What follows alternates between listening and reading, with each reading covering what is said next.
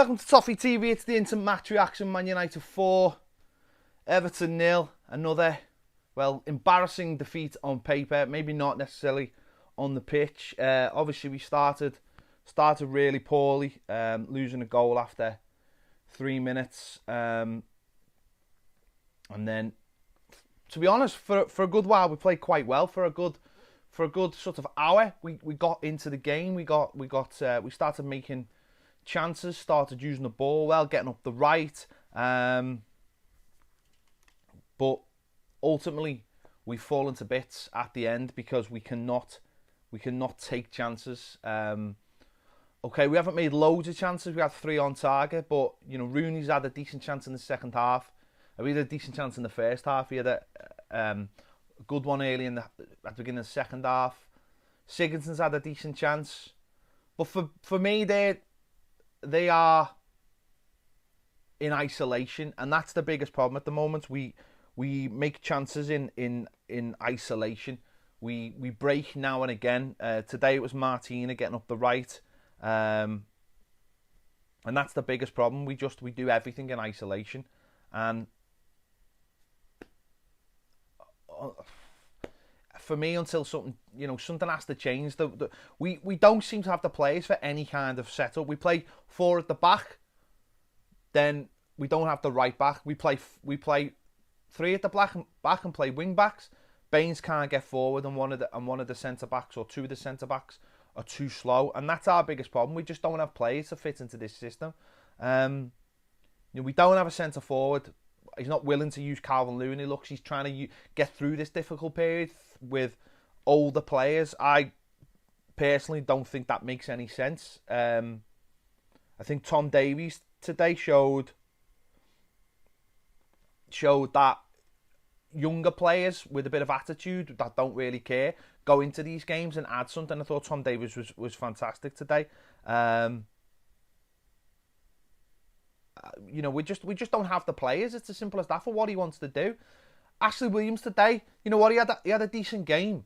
Okay, he made a massive mistake for the second goal, but by playing him, you're telling the opposition that you're not leaving the 18-yard box. And I'm sorry, but that's the fact. That's true.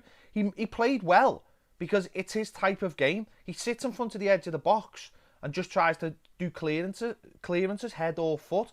That's not good enough.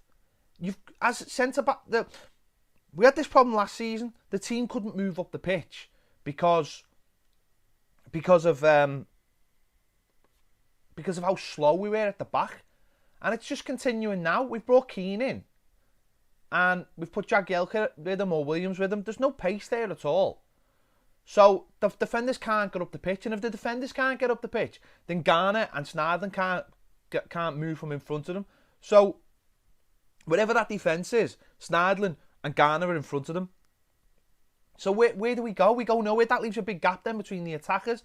We don't move up the pitch. Snidlin can't do what he was doing last season, the home games, and dictate the pace of the game because he's so deep and it's fragmented all over the pitch. Baines playing wing back. What's the point? What's the point of Leighton Baines playing wing back? When he plays left back, he can get away with it because he's got someone in front of him. But when he plays wing back, what's the point? I thought Martina did really well today. Certainly in the first half, he sort of died off second half. But he didn't have any defensive responsibilities. So he just kept on going forward. And it actually caused him problems. And to be fair, that's what Martina's good at. But I'm just scratching my head. It's just baffling. We've got, he takes Tom Davies off. Why take Tom Davies off? If anyone should have gone off, it should have been Sigurdsson. He's having no pre-season has just meant his start for Everton has been horrific, to be honest. It's been horrific. He's just nowhere near the level. And it all falls on the shoulders of Wayne Rooney today. And what's sad is, I thought Wayne Rooney played well. And then, later on in the game, he started getting very sloppy with his passes, making wrong decisions. That'll happen when everything's on your shoulders and you've played all the games. A big problem is we've got no pace at all. No pace in the side at all. And I don't know, well, it's just sounding like, I just sound like a broken record. But People today will go, oh, we were fine there for an hour, we were all right for the last 10 minutes, then we caved in. We had 3 shots on target, and I know it's Man United, I know it's away, but is there a belief? Is there any belief that we can go there? And that's always been Everton's biggest problem. Is there any belief? For a good hour there, a good side would have took Man United apart. They really would. Or a side that had some belief in themselves. They would have had a good go. And we never. We just went, you know what, lads, keep the score down. Or keep it 1-0 to the last 10 minutes and then we'll have a right go. It's like, no, we needed to score early. The problems are there for all to see. For me, I think we need to bring Holgate in. If we're playing a back 3, which I think we need to play, because I don't think we've got the players to play 4-4-2. That's the problem. If we play a back 3, Holgate's got to be in that back 3 to give some pace, so that if someone does play a ball over the top, he gets onto it. We can play higher up the pitch then. We can go into opposition halves and camp there. But at the moment, it's just all defeatist. It's all dead negative. And don't get me wrong, at times you need to be a pragmatist, but there was times in that game we needed to step out of our half and have a real go at them, because it was there. It was, I can understand starting the game with a bit of pragmatism and saying we're going to start slow, defensive, and grow in the game like we did against Man City. Figure this game out. Now they scored a worldie early on. That's fair enough, but when the game was getting, you could see where the game was going, and we were getting we were getting more of the ball, and we were getting further up the pitch, but nothing changed on the pitch. There was no one gambling and saying, right, we're going to take a bit of responsibility and have a go here. I'm just baffled by it all. In the end, it is a lot worse. But at the same time, United did this to Leicester a few weeks ago.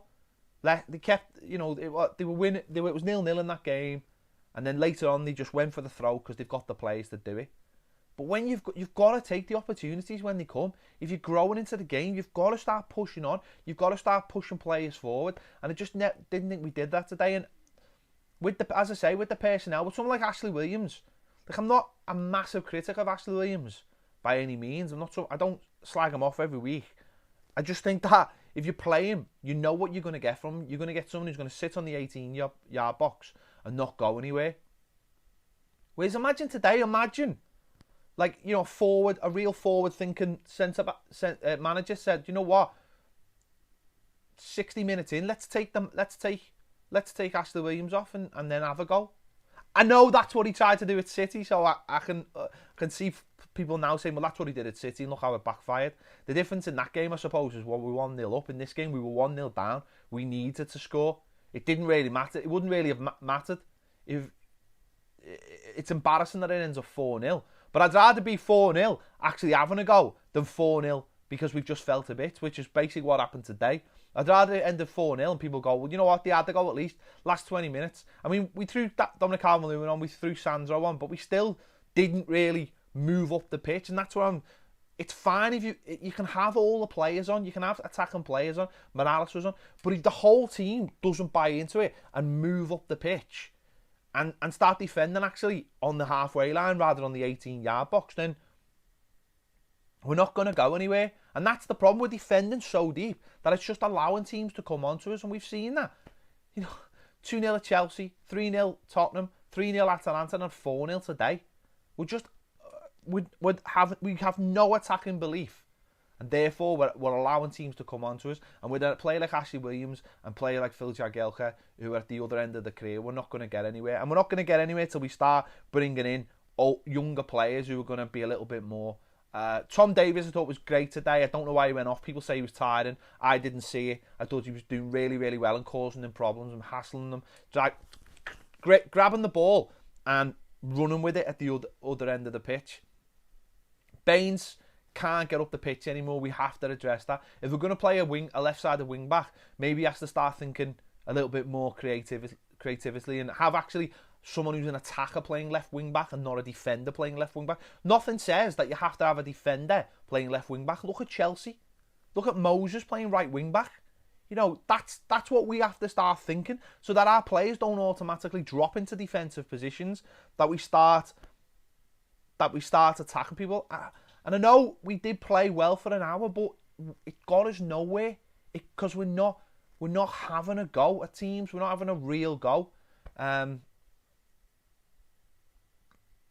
It's, I don't know. Listen, that run is over now. That run of those games is over now. It's the next 4 games now are the most important. Sunderland on Wednesday, then 2 Premier League games and a Europa League game. These 4 games will tell us where we are.